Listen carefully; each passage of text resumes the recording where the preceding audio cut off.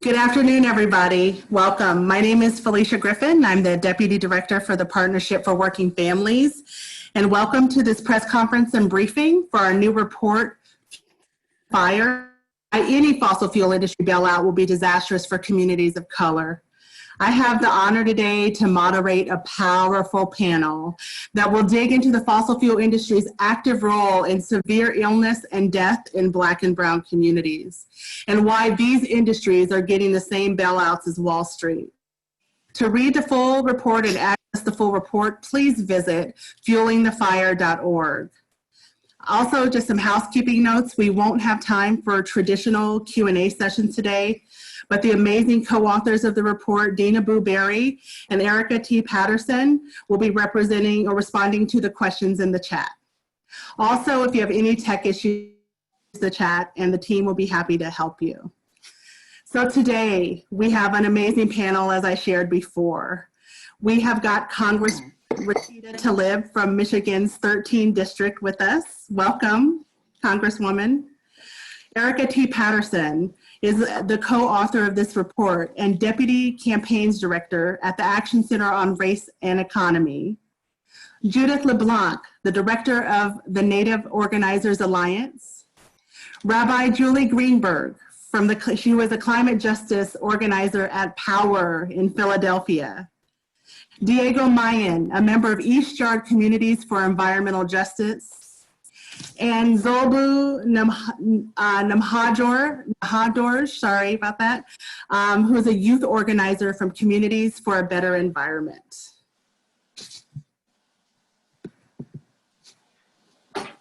All right, we are so excited to get this started. So, we're going to start this with Congresswoman Tlaib. Congresswoman, you are a fervent advocate for justice in your district.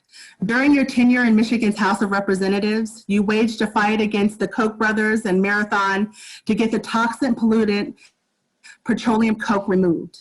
As a Congresswoman, environmental justice was one of your top issues. You have linked environmental justice to racial and economic justice issues, making the connection that in Michigan, low income and communities of colors bear the brunt of exposure to pollution and water contamination. Can you please share with us and the audience why the issue of climate justice is important to your community and the role you believe Congress must play in protecting Black, Latinx, and Indigenous communities from further environmental harm? Congresswoman? Thank you all so much for having me, inviting me into your space. I want you all to know you give so much credibility to the work that myself and so many other truth tellers and folks that truly have been close to the pain of seeing what doing nothing around the climate crisis in our world right now. I grew up, I was born and raised in Southwest Detroit, the eldest of 14. I grew up next to the most polluted zip code in Michigan, 48217. And I currently represent and fight on behalf of many of my residents there, and they're no stranger to environmental justice. Much of them are folks that feel very much government now is just giving folks permission to pollute. And many have always asked me, when will we finally wake up? Rashida, when will they wake up and stop killing us? Much of a lot of the expansion of corporate polluters alone in my district from Marathon Oil Refinery and others has been based on using public tax dollars, our own tax dollars. So my district has several fossil fuel facilities, corporate polluters that simply do not care about our health. The only thing they care about is increasing their profits, and they have made record profits. As a result of decades of pollution, many of my neighbors right now suffer from negative health impacts living near these high polluting industries. And so much of their work has been to fighting against environmental racism, which has kind of been at the forefront of understanding why so many of my Black neighbors have been dying at a higher rate of COVID, not only because of environmental racism, but also some of the other systematic racist policies that we have in place, from our broken healthcare system to the economic divide in our country. It is no coincidence that children in my district have some of the highest rates of asthma in our country. You know, Congresswoman Shirley Chisholm got on agriculture. They put her on agricultural committee probably to get her away from some of the other issues. But, you know, she came into that committee and she said, children can't learn if they're hungry. Well, I'm telling you all, children can't learn if they can't breathe clean air or drink clean water. And so let's be clear that the children born in neighboring rich majority white communities are seldom impacted by corporate polluters in their backyard. And as public servants, as legislators, we need to be specific about the types of communities that are disproportionately impacted by the environmental injustices caused by fossil fuel industry. The communities include people of color, migrants, indigenous people, low-income workers, and the unhoused. So it is my responsibility to continue to uplift all the work that you are doing on the ground. Again, you all have to understand and truly believe that transformative change doesn't happen of who's in the White House or who's in Congress. And let me be specific about this.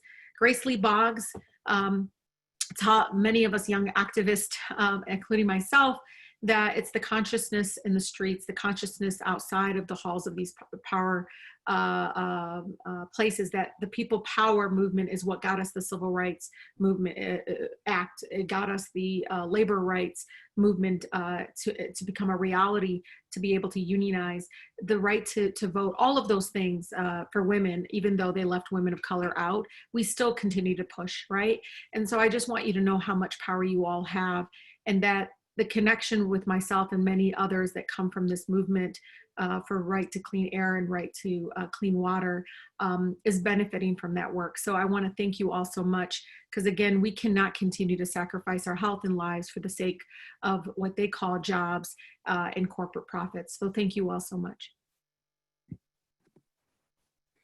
Thank you, Representative Tlaib. And I heard that call to action. Like, we all need to stand up, and people power movement and people power movements make change. So thank you so much.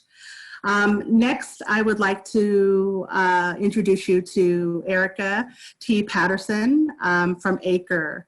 Erika, can you give the audience an overview of the report that the Partnership for Working Families, the Action Center on Race and the Economy, and the Public Accountability Initiative, also known as Little Sis, are launching today? What are the most salient points you want people to take away today? Erika? Sure, thank you, Felicia. And first, I just want to say what an honor it is to be speaking after Congresswoman Tlaib, and to also be talking right before some really phenomenal climate and environmental justice advocates. Very excited for y'all to hear from them. So as Felicia said, my name is Erika, and I'm with the Action Center on Race and the Economy. For those who may not be familiar with us, we're a national campaign hub focused on exposing the ways that the tech and finance sector are endangering the health and extracting wealth from communities of color. So as far as the report, what I want to start with is this myth that we were hearing when the pandemic first hit the US. We were hearing from elected officials and seeing in various news outlets claiming that COVID-19 would be the great equalizer, that no one would be immune despite your age, race, or socioeconomic status. But I think many of us who are here today knew that that was a fallacy, and that a pandemic would only exacerbate existing racial and economic inequalities. Now, 6 months into the pandemic, and we're mourning the loss of over 210,000 people. And as we feared and suspected, Black and brown communities have been hit hardest by the pandemic and the economic fallout, and will be hit hardest by the economic austerity that's on the horizon as cities and states are facing unprecedented revenue shortfalls. So when Congress first began talking about a second stimulus package, ACRE, PWF, and Little Sis came together to talk about, what do communities of color really need right now in the short and long term to stay safe and healthy. And we decided we wanted to try to help frame public discourse around the current stimulus package talks, as well as expose the injustices, frankly, of the first package. So I would love if everyone could read our 44-page report, but I'm sure not everyone has time for that. So there's really just 3 main points I want people to take away from it. The first point is that the fossil fuel industry's locating of polluting facilities and pipeline projects in Black, Latinx, and Indigenous communities is targeted. It's not coincidental. We've seen so many studies that show that race is the single greatest factor in the US in predicting whether a person lives near a toxic facility, like an oil refinery. Policies like Jim Crow segregation and redlining, which is the practice where banks denied home loans to Black families at a time when white families were able to access very favorable mortgages. You know, all of that enabled white families to build wealth through home ownership, while redline communities of color experienced falling property values and just extreme disinvestment. And so the racial housing segregation that banks redlining created made it easier for the fossil fuel industry to target Black and brown communities where land was cheaper, zoning for industrial uses was already permitted, and where residents were systematically denied political power. So that's the first point. The second point is that COVID patients who are living in communities with higher levels of air pollution prior to infection are more likely to die from COVID. And we know that this is because air pollution has linked asthma and other serious chronic respiratory illnesses that make people extremely vulnerable to severe illness and death from COVID.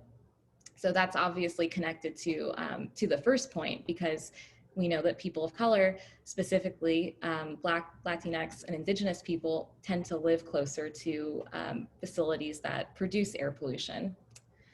And the last point I want folks to understand is that while Black and brown families are struggling to stay healthy and to pay for basic needs throughout the pandemic, the fossil fuel industry has been busy exploiting the pandemic for nearly $110 billion in stimulus funding.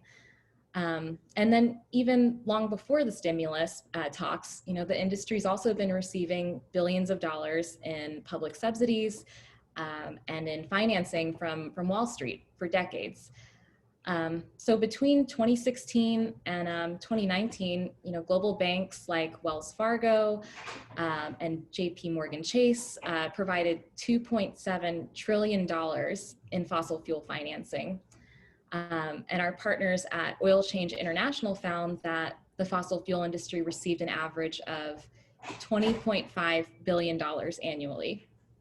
And so those are just some snapshots from a few years, but imagine the total amount of subsidies over the last 20 years. So with that, those are really the three big points that I want folks to understand. And we really hope that our report paints a clear picture of the role of the fossil fuel industry and Wall Street in putting Black and brown communities at extremely high risk before the pandemic and during it. And of course, we can't overlook the role of government and what it should be playing to prevent the industry from profiting off of destroying our planet and poisoning our communities. So before I pass it back to Felicia, I just want to give a huge shout out to my incredible fellow report authors, Dina Boo, Derek, and Rob from PWF and Little Sis, who are all just so crucial to making this report possible. So thank you. Thank you, Erika. Also a reminder to anyone on Facebook or dialed in with us today that if you have a question, Erika and Dina Boo will be answering those in the chat. All right, now to our next panelist. Excited to welcome Judith from the Native Organizers Alliance. In our report, we talk not only about how the fossil fuel industry has harmed Black, Indigenous people, and people of color communities, but we also shed light on how Wall Street, federal, and state governments finance the survival of the industry and its impact on these communities. Can you reflect on the legacy of the fossil fuel industry in Native communities and how that legacy is carrying into the way the pandemic is hitting Native people disproportionately? Judith? Well, I just want to thank you all for including me in the circle and the panel. I think this is such an important moment for this conversation. COVID did shine a big spotlight on long-term system failures. And the COVID crisis, really, it's a crisis that's been hundreds of years in the making. And COVID is happening when there is a crisis of governance. There's a crisis in the legitimacy of democracy and people's confidence in the government. We just did a survey, 70% of Indians continue to vote when there's single digit confidence in the ability of the government to govern in a fair and just way.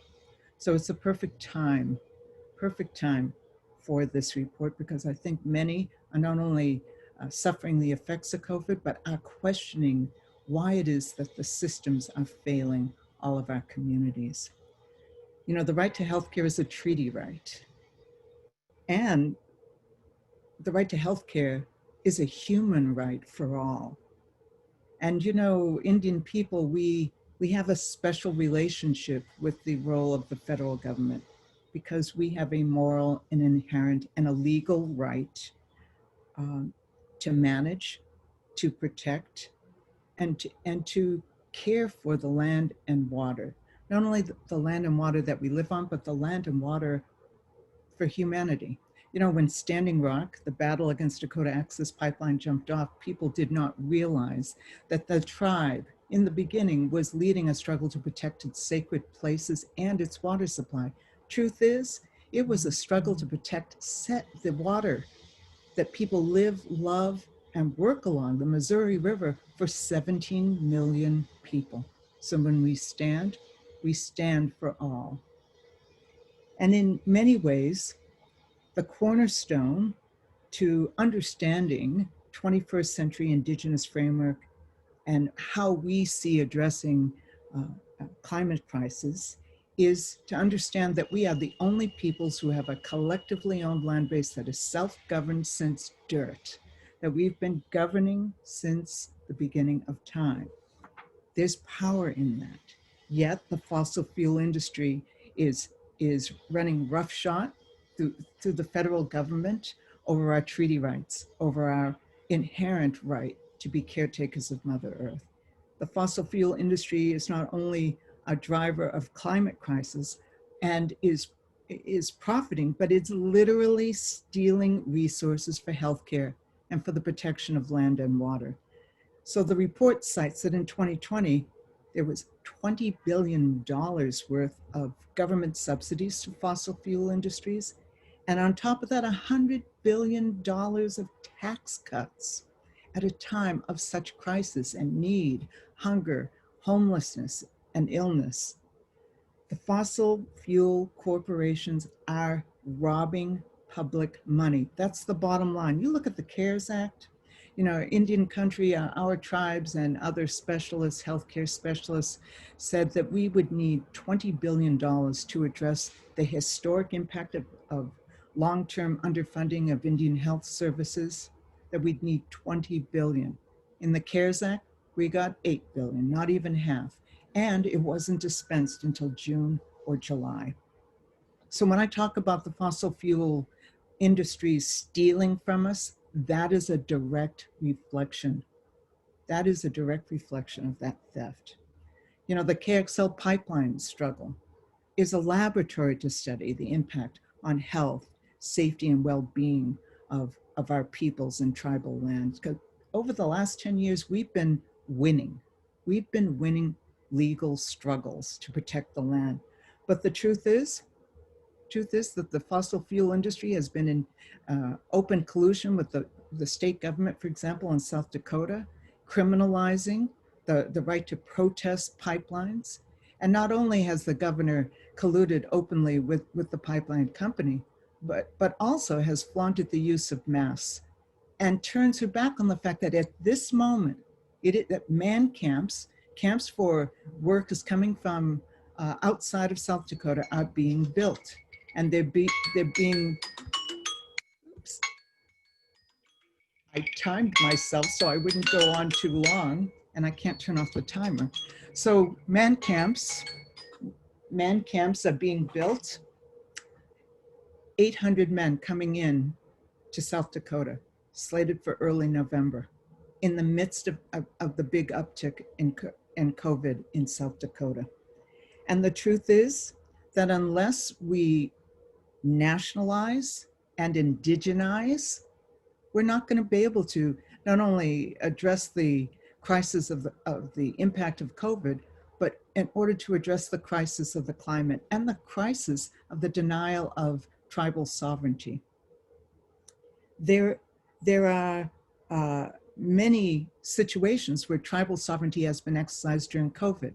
Cheyenne River Reservation, Pine Ridge Indian Reservation in South Dakota, under this governor was set up roadblocks and tracking systems before even the federal government did, exercising our tribal sovereignty, and then was attacked by the governor and threatened with legal action. So public control of fossil fuels industry is the surest path to stop the stealing that goes on and the collusion around federal government policies that enable fossil fuel industries to destroy Mother Earth and our health. I also want to say that I understand, and I think we all should, that nationalizing fossil fuel industries or the achievement of tribal sovereignty will not be achieved without a dramatic deepening of democracy, of achieving a deeper democratic political system and a deeper democratic economic system. Tribes cannot win sovereignty tribe by tribe. We need major system shifts.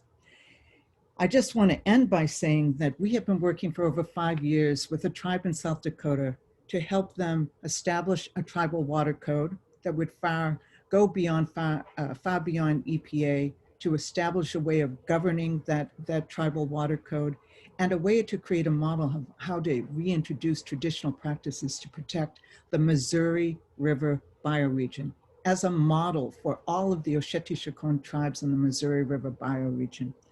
That's what I mean when I talk about indigenizing, relying on the strength of your allies, us in Indigenous and Native communities, because we need to exercise our tribal sovereignty in order to play our role in protecting the health and well-being of all people. I will end by saying that there are a few things that are needed. I love the fact that the report ends with, what should people in government do? Number one, they should stop giving away our money to the fossil fuel industries. Number two, they need to create new protocols dealing with tribal governments. We have the right to the internationally recognized legal premise of prior informed consent before any infrastructure should be done. And that's not the case. It is something that will be a huge step towards saving Mother Earth. And lastly, let's nationalize and indigenize our approach to saving Mother Earth. Thank you.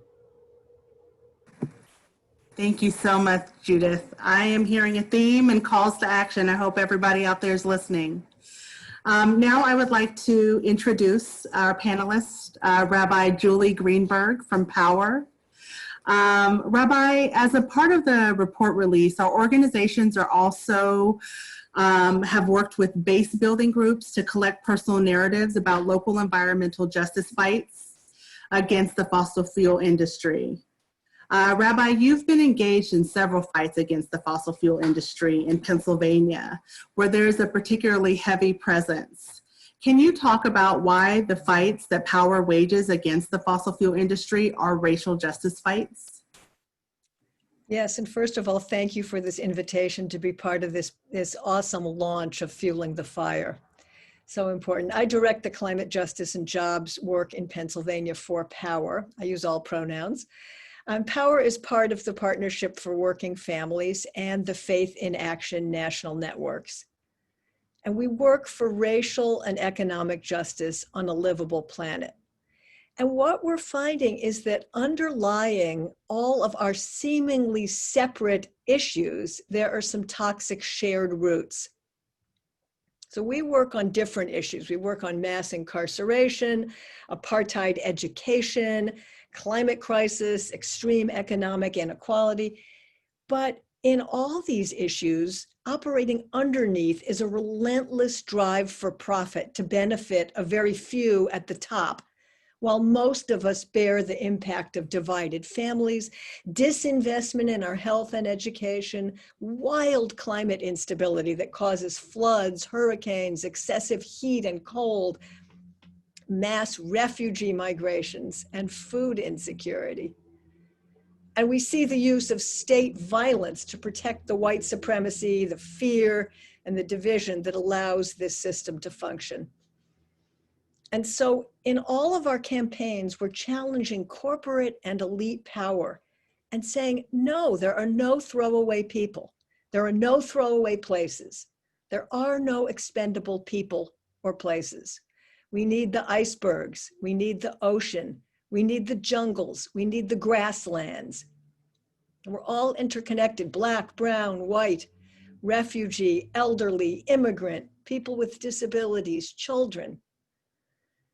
And so we contest in the public sphere for a safe energy future and an inclusive green economy. And we shine a bright light on business as usual by exercising people power in the streets and in the voting booth at every leverage point.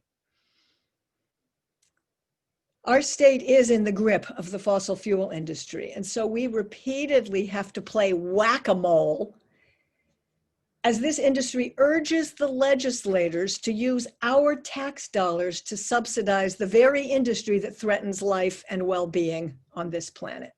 And we need our tax dollars for schools, housing, healthcare. So we also show up in force at the Public Utility Commission hearings. And in the most recent proposal from our own private energy utility, PECO, in southeastern Pennsylvania, for how they would prefer to be regulated for the next 4 years, guess how much solar energy they propose to buy as part of the energy pie for the bulk of their customers? I mean, really, take a guess. Because it is hard to think as small as these corporate leaders are thinking. You know, even in the age of climate crisis and extreme inequality, they are proposing this much solar, 1/2 of 1% of their energy pie. So we are disrupting and transforming this old status quo business as usual that only benefits a few at the top.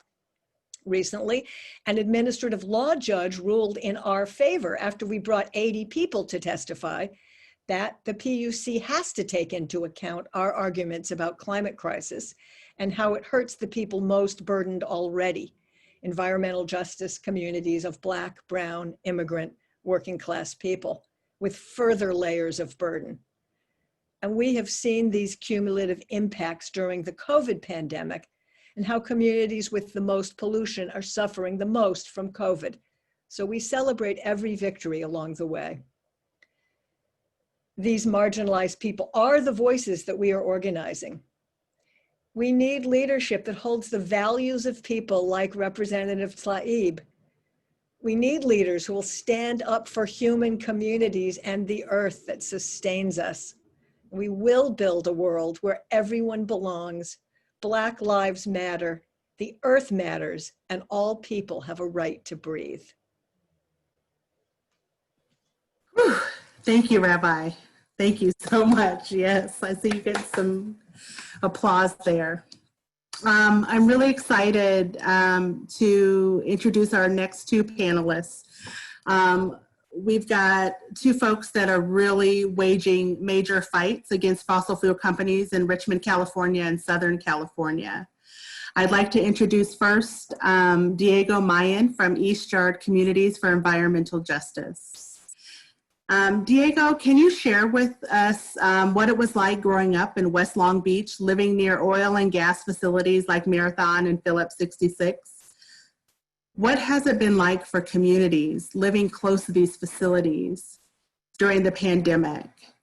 And why did you get involved with East Yards? And how is the community back today? Diego? Hello, everyone. So I originally got started with ECR in 2015.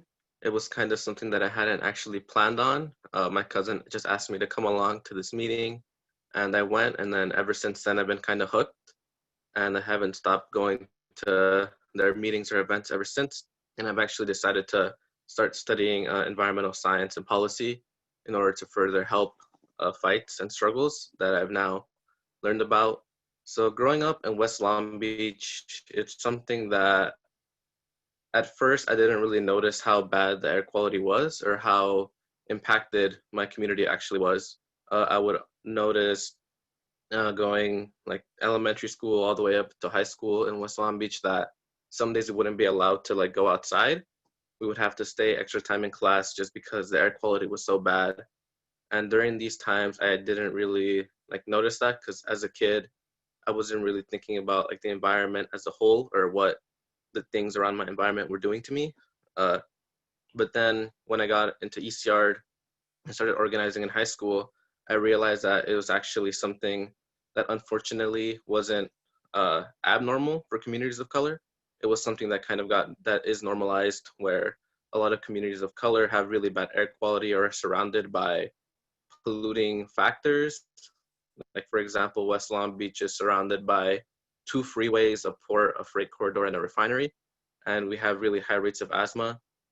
And it's something really sad that once I learned about, I wanted to devote a lot of time into trying to fix.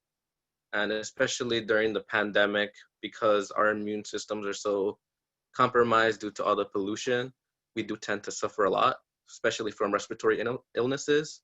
And for someone who lives in West Long Beach, developing COVID-19 could be something that's extremely life-threatening because we do have a lot of like respiratory issues. And during the pandemic, it's been very hard organizing over Zoom because I know a lot of people really prefer being in person, especially since we tend to be a very intergenerational space. There's a lot of learning and things that go on in person that can't really happen over Zoom. And it also has helped uplift the importance of the work that not only ECR is doing, but everyone is doing in terms of social justice and environment.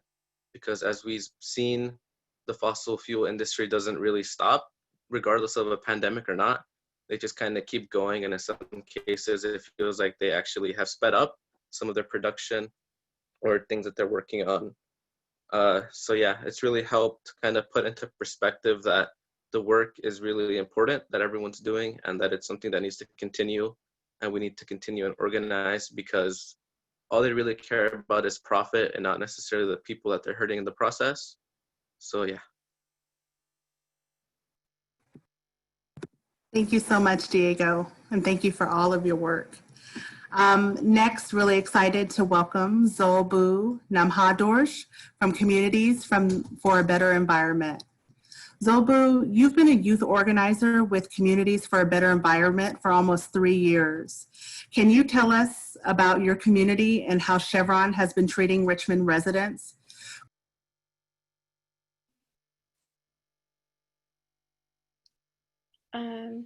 Hey everybody. So I'm sorry about this, but there's something happening with my power and PG&E. So I have to go deal with that because I was actually charging my laptop and I'm at 9%.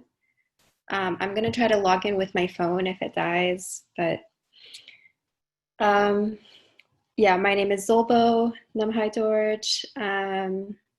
Pronouns are she, they, and yeah, the Chevron refinery has been in Richmond for 100+ years. It wasn't always owned by Chevron, but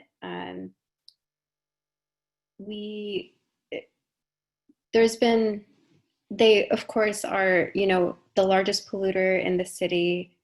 And they've just really infiltrated the community. They have spent a lot of money and continue to spend a lot of money in politics to have industry-friendly city council members so that they don't have to pay taxes. one of the local high schools that I organize at, their mascot is an oil can, and they are the Oilers. They also give scholarships to students who graduate from high schools to go to college, called the Richmond Promise Scholarship. So they really keep the community, keep Richmond dependent on them. And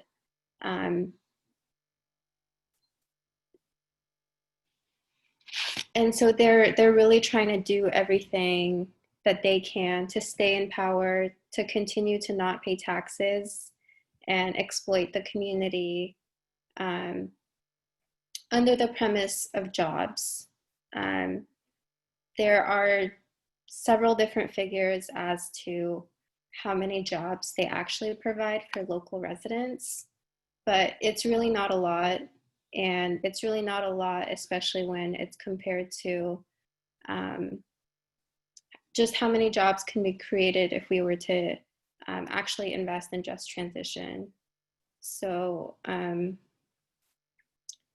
in terms of how they treat the community, they've shown that they really just don't care. And they're trying to get everything that they can out of the community to further fuel this extractive economy that we're working to transition out of.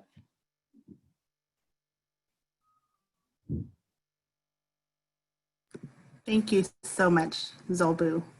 Now you've heard some calls to action throughout this call, but we're gonna make it really plain and specific. So before I close the call, I'd like to ask each of our panelists to really share your vision for your community or a call to action with all of us, both on this call and watching on Facebook.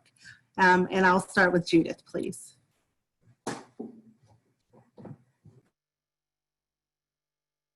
And I think you already got this started, Judith, but you can bring it home.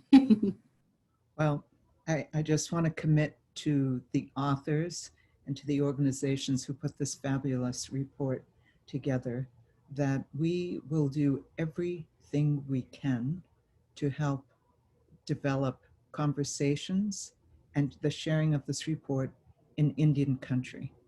And the reason why we're committing to this is that indigeneity is not an Indian thing. Indigeneity is about understanding place, coming to terms with the history of place, and then finding your role in protecting and taking care of the land, the water, the place. And so we believe with strong allies like yourselves that we'll be able to achieve tribal sovereignty. But I think you need us as much as we need you, and that we could bring some nuance and some indigenized contributions to the conversation that this report is going to stimulate. Thank you so much. Thank you, Judith. I'd like to go to Zolboo next, just in case we can get some action items from you before your computer dies. I'm sorry, could you repeat the question, please? So what are your final thoughts on the vision for your community or a call to action for all of us on this call? Right. Yeah, so we started a new campaign that you guys might have seen. It's a narrative campaign, and it's around Richmond having or being in a toxic relationship with Chevron. And we thought that that was a really relatable analogy for folks to understand, because we've all been or have seen, toxic relationships, whether that's with a friend or a partner, family member, or whoever. So Chevron is, of course, the toxic partner in this case. And we chose a narrative campaign because we recognize that there was still this belief and these stories being held that Chevron is necessary or essential in order for Richmond to survive or even thrive. And we know that that's not true. So the vision that I see for Richmond is really folks realizing their own power and changing the stories and the narratives that are being held that a just transition is not possible, or that, or just even talking about how, you know, we can have energy democracy and how we can own our power, and that when we own our power, we don't have to bail out corporations like PG&E.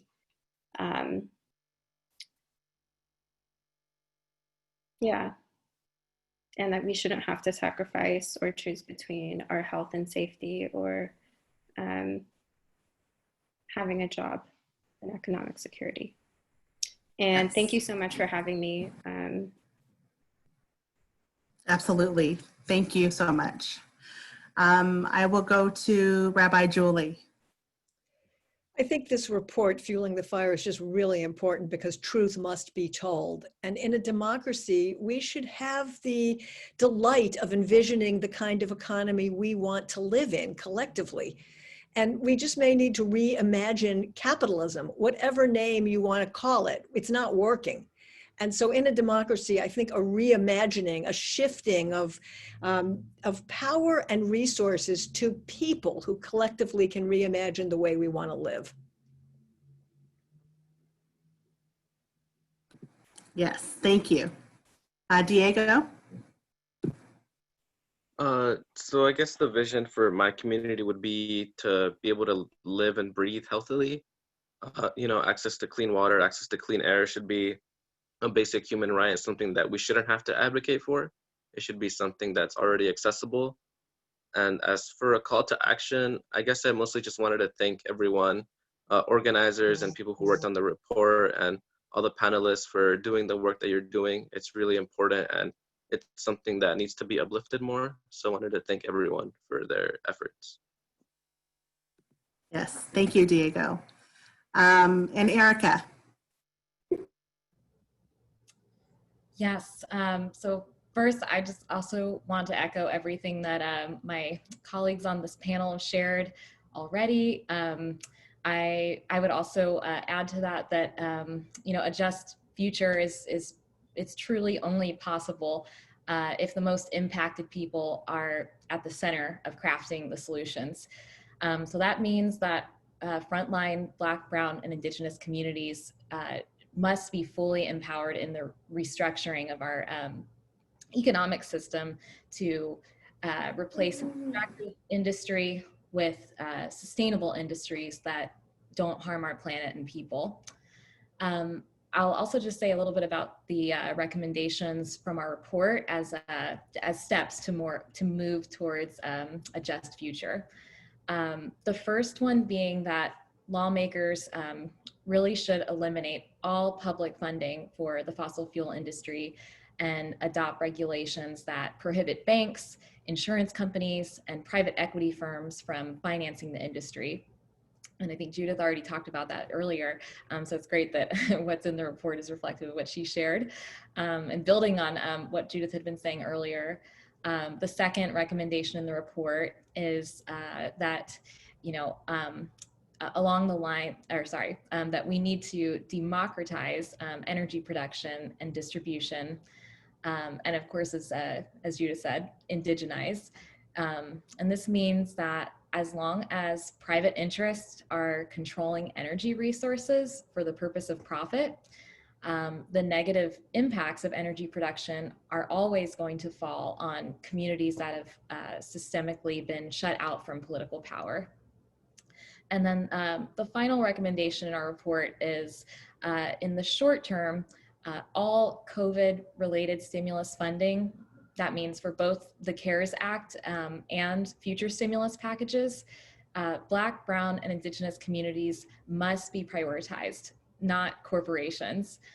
And in the slightly longer term, you know, to begin repairing the harm that banks and fossil fuel companies have inflicted on communities of color, we also believe that lawmakers should also require that these parties pay reparations for decades of environmental racism and other extractive practices.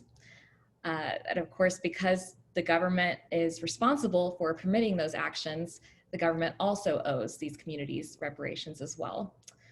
As far as just a quick call to action, please do everything that our partners on the call have already asked, and check out the website to see the full report, stories from EJ advocates, some of whom are on this call.